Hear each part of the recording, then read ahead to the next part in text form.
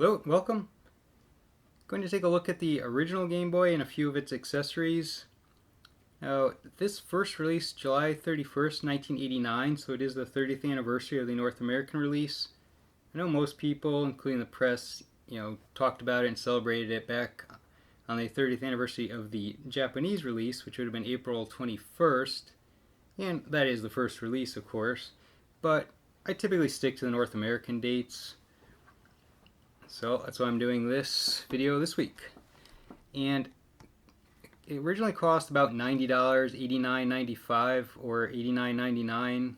That's what retailers probably put it at. And of course, it has Tetris as the pack-in. The Japanese release actually has no pack-in title, so Tetris is really what made Game Boy huge in North America, but it's already popular in Japan. Let me just pull this flap out. We can see it at the same time on the same level here. This shows the compact carrying case and rechargeable battery pack / AC adapter. I do have the battery pack. I'll show it to you even though there's not much to look at.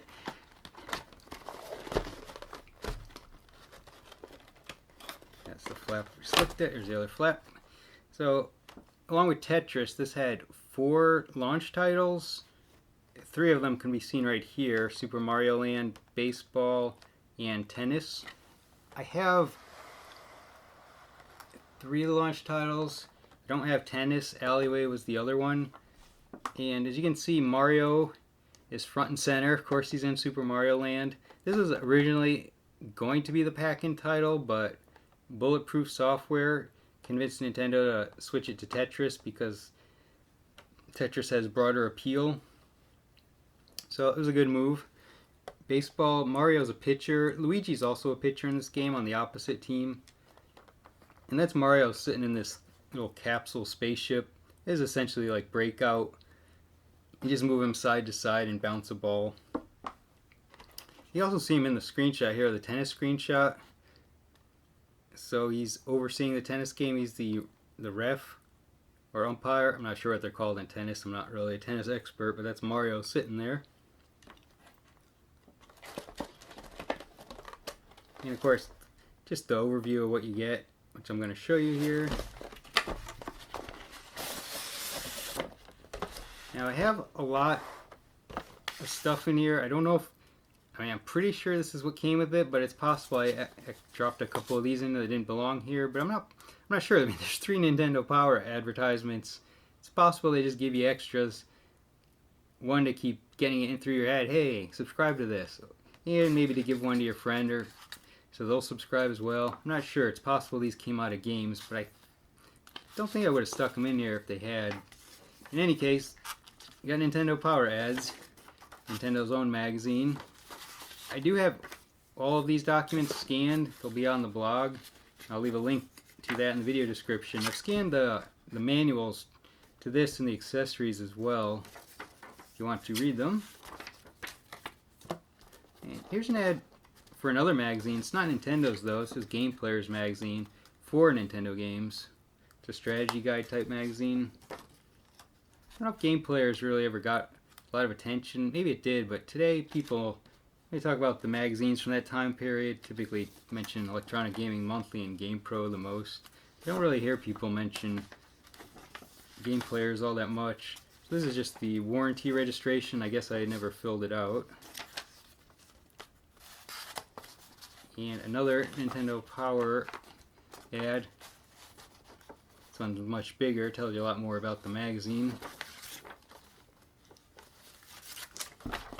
Now I know I have an original Game Boy, a launch day version.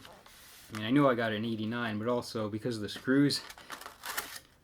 The original Game Boy has just normal screws. Use a Phillips screwdriver on, but the later versions they swapped out the screws. Not even that much later after launch, I believe, to kind of takes like I think it's a Y screwdriver. I don't know the exact name, but it's more like a specialty screwdriver you have to go get. Most sets don't include it to open up your system, which I needed to do, and I'll talk about in a second because my screen is not great. So, came with Tetris, of course. Some earbuds. This plastic wrapper here, I think is what held the 4 AA batteries. Yes, I kept the plastic garbage. The batteries are the only original piece I don't have, of course. I use the batteries. This is the link cable here to link two systems together, and I believe this is the original factory twisty tie because I never used it. I never knew anyone that owned a Game Boy, so I had no reason to use, to unravel this and use it because I had nothing to link to.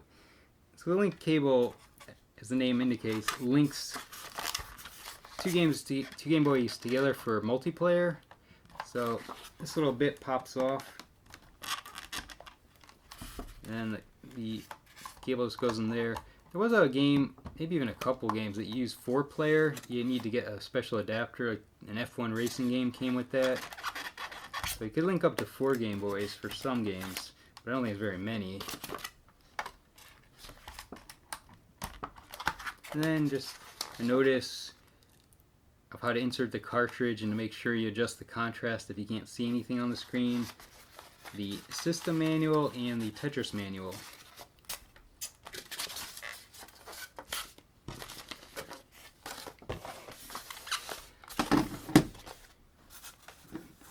So, Game Boy itself, not a lot to it. I'm sure most people have seen one.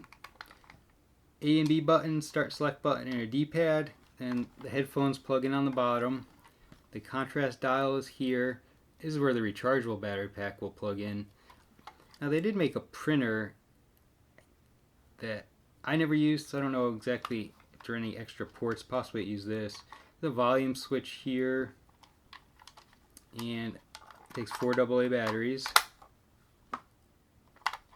and the cartridge slot.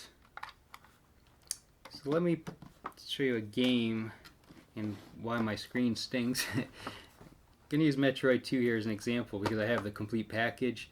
A lot of the games I threw away the plastic tray for some reason. But normally they'd all have this plastic tray, and the game pack would be wrapped in plastic and in a nice plastic case. See, we would have seen just now on Tetris sitting there.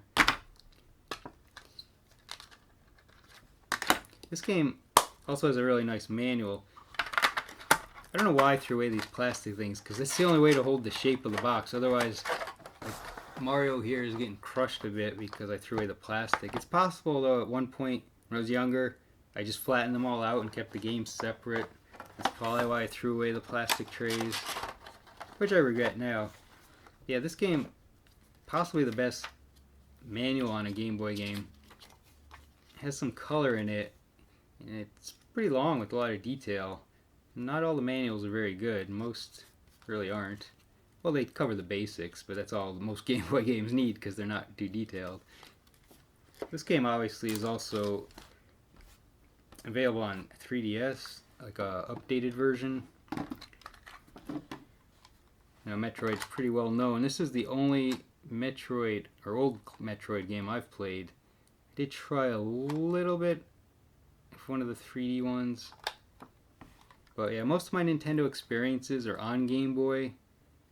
So, like Mario Land is the only Mario game I ever completed. It's the only one I played a great deal of. Just because, like I said, I mostly own Sega systems. And I've played some Nintendo here and there, but not a lot. So, you'll see here, I don't know how well the screen will pick up on the video, but my screen is missing a chunk right there, and it's got some lines. I can adjust the contrast here. And the audio, I'll just turn down a little bit. So, Game Boys are known, well, it's pretty common to get these vertical lines. My whole screen was basically these messy lines where you could really not see anything. So I attempted to repair it, and well, I got rid of most of the lines. At one point, all the lines, but at the same time, I lost this portion of my screen. So I probably did something wrong. Just using a soldering iron, like around this ribbon cable, it connects to the screen. You gotta take the whole thing apart to get to it. So, but you can buy replacement screens. I'm not anxious to play the Game Boy, so I haven't attempted to get a new screen. I was hoping my repair would work, but It did not. Now some of the games I can still play, like Tetris. It only you missed the first line. It's bad, but it's still playable. This game here, once you start walking, a lot of the games where you walk left to right, eventually the character gets centered. I'll just show you a little bit. Let me turn up the volume maybe a bit. It's hard for me to hold it in a way I think you can see it. Well, there's some glare, so I don't know. There you go, maybe. Just the contrast a little. But I can't really play at this angle, so I did demo a little bit. But yeah, I can't really see anything. So, well, you can see there's Samus. One button shoots, one jumps. Yeah, I'm just hitting buttons, I can't see. But it looks alright. I mean, I know the screen, no color is disappointing. In the Game Boy Color, of course, fixed that, but that came in 1998, so 9 years later. Yeah, I think I'm just walking into a hole there. Of course, it can turn into a ball. Alright. Not going to show too much of games. I'll show a little bit more as I demo another accessory later.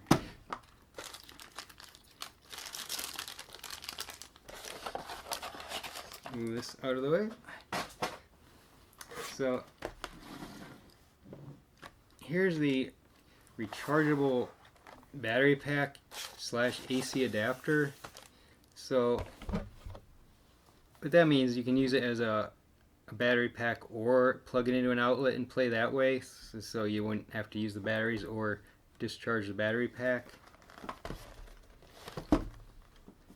That's all it is. I mean, there's not much to see here, but I did scan this manual as well. Of course, you get another Nintendo Power ad. This one's a bit smaller.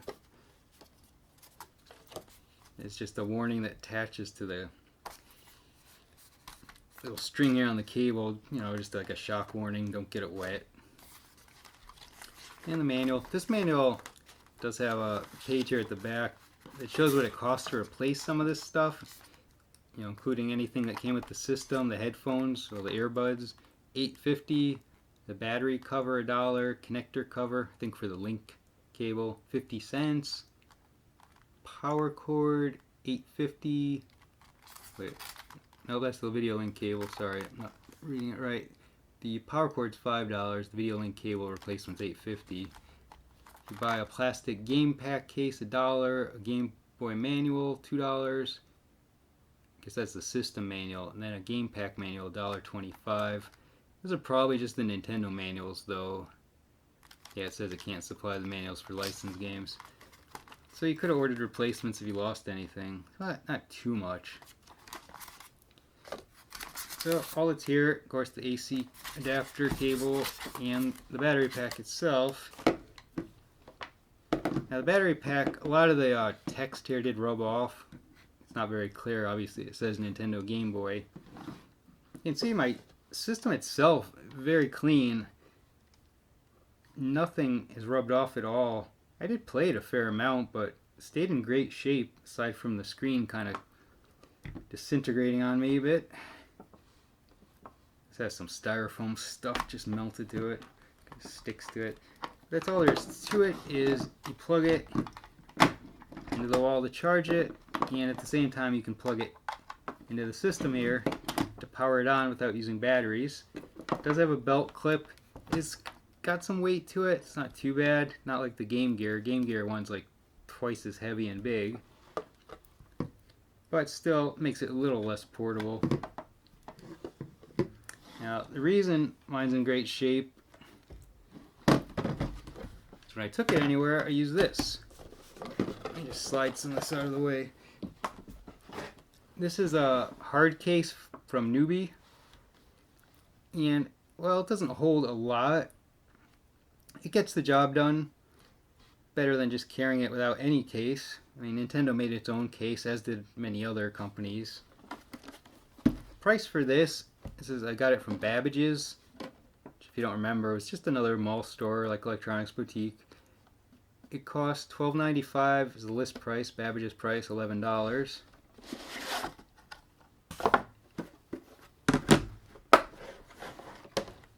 So the system goes right there. Oh, there's a cartridge right here, Castlevania, and that can hold a stack of 3 on each column here, so 6 games. You could also fit one under here if you wanted. It's just kind of for anything. I guess the earbuds could probably fit, some extra batteries. It's great. Protecting it, there's no shifting at all. It just stays in place. And this isn't really going to get damaged too easily.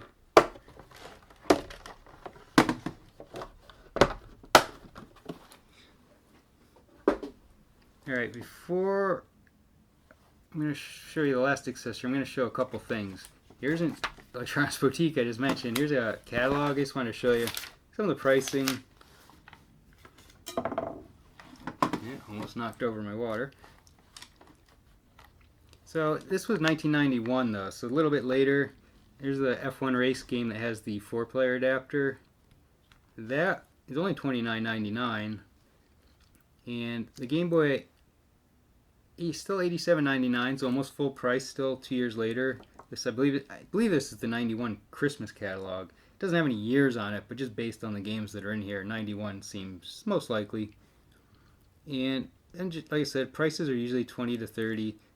This football game is down to $17.99, but these could be discounted prices, not the original price. Now there's the battery pack I just showed you. That's at $28.99 in 91. I'm going to be showing you this accessory last, the Light Boy. Originally lists for $34.95, but costs $24.99 here. Still rather expensive for what it does, but there's a lot of light accessories available for Game Boy since the screen is not backlit. And here's a game that's more than 30, so there are some that go higher. That's Ultima, Runes of Virtue, so RPG, and a variety of accessories. Here's the Game Gear. So at this time in 91, I think the Game Gear was new at this time. I think I'm trying to think, 91 is probably when it launched. So here's the base one for $149.99. So yeah, $60 more, and the games cost a bit more. Most of them are over $30. Putt and Putter's $30, but that's not a good game. So yeah, I mean, I think everyone knows Game Boy dominated for its whole life, really.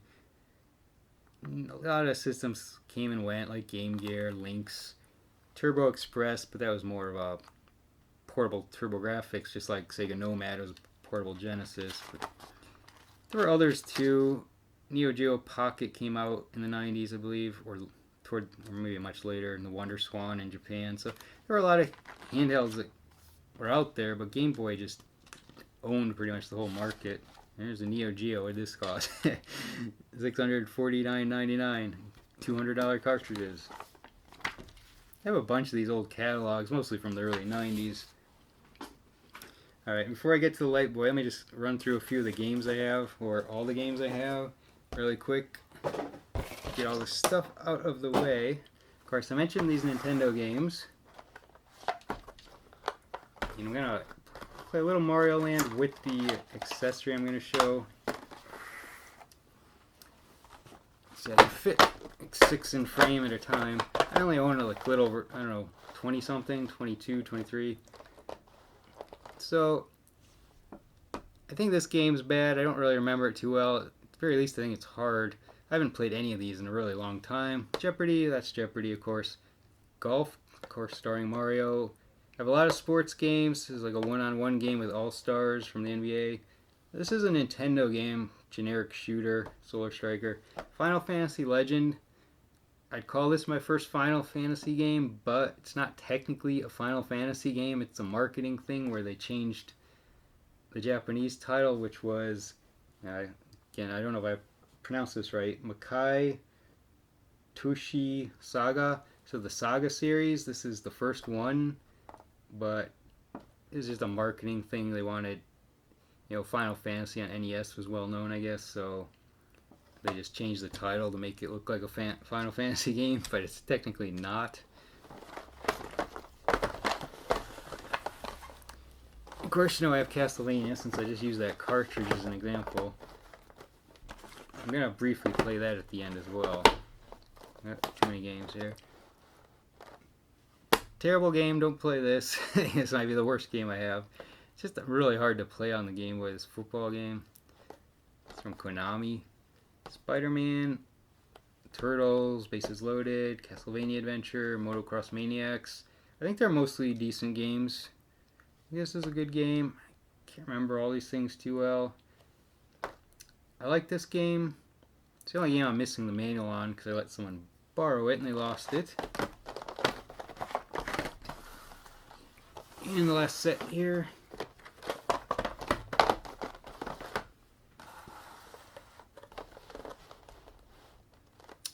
Double Dragon. Can never really go wrong with Double Dragon. I have that one on Master System as well. There's a lot, I mean, it varies sometimes slightly on platforms, but there's a lot of versions of it. A Batman game. Tecmo Bowl, very popular on NES. I think this is fairly close. I don't remember too well. Yankyo Alien. Yeah, I don't like this game. I think it's based on something that people love, but or at least in Japan. But it's you can play an old version and a new version. I'm not familiar with what it's based on, like what the original is.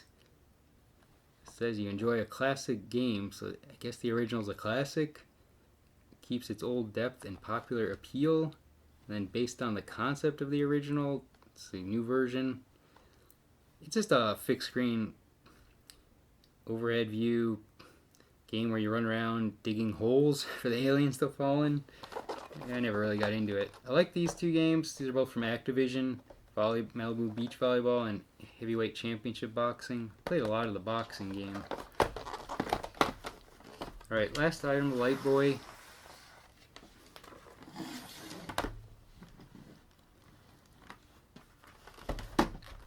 So, like I said, a lot of light accessories available. I got this one from Vic Tokai. There's also a magnifying glass. Of course, the manual. Scanned and on the blog. And this would have been where the batteries, I think it came with some batteries. That's where they would have gone. And styrofoam bits are always making a mess. So this accessory, it is more than a light, which I guess is why it costs so much in that catalog. Although when you open it up, you have to open it to use the lights, so you're stuck with the magnifying glass. Because if it's not open, you're not going to get the lights. It has to sit in this position. You can see there's metal contacts, which is how the lights activate. And there's a hole here which goes over the power switch, so you can access that. And the batteries. And the system easily clicks into this. There's these nubs here that go in the screw indentations. Very simple.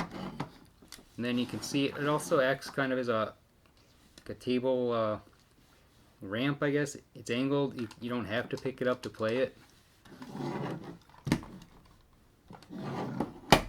The lights, these two little lights, sometimes they're a little, like, they don't always want to come right on. I think it's just because it's old. It worked fine when I had it, when I was younger. But as I was demoing this, trying to get it set up, sometimes like this light doesn't always want to come on. But it gives off a lot of light. The manual doesn't actually tell you any way to replace them. I don't know if this comes apart too easily, because they don't expect the lights to ever die. But I think some of the wires might just be loose in there. So then you get this magnifying glass. So you can probably see that the screen is definitely bigger. I mean, it pulls it up to this size. It might be hard to see the screen though in the video. I'm gonna turn it. Well, I gotta put a cartridge in first. I'm gonna turn it on so you can kind of maybe see. I just don't know how well it'll record. Let me just stick Super Mario Land in.